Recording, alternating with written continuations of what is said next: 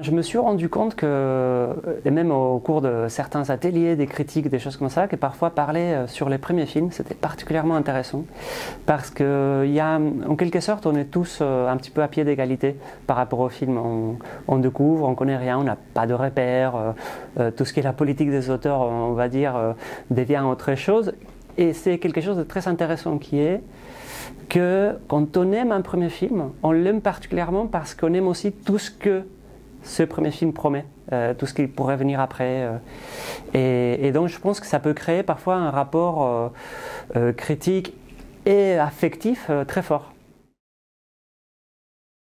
Il y a quelque chose de très intéressant pour un critique de pouvoir de temps en temps être dans des jurys, c'est que la pratique elle est très différente, mais là un intérêt, une particularité très intéressante pour nous, c'est que c'est plus un exercice solitaire. Alors que typiquement, parfois quand on écrit une critique d'un film, on peut parfois être content de discuter avec des gens à la sortie d'une séance, par exemple, écouter des choses, mais parfois ça peut être pas tout à fait une bonne chose. On peut même vouloir un petit peu s'enfermer, se protéger, ne pas trop lire les critiques déjà publiées sur le film sur lequel on va écrire. Et alors que là, dans le jury, c'est un petit peu le contraire. On n'arrive que pour échanger.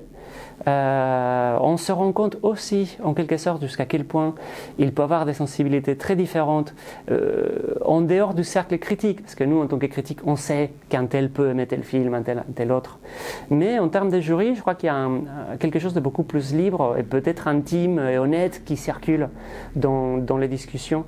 Et donc, je crois que ça nous rappelle un petit peu une certaine série de vérités par rapport à l'accueil d'un film, à ce qu'on peut ressentir devant un film.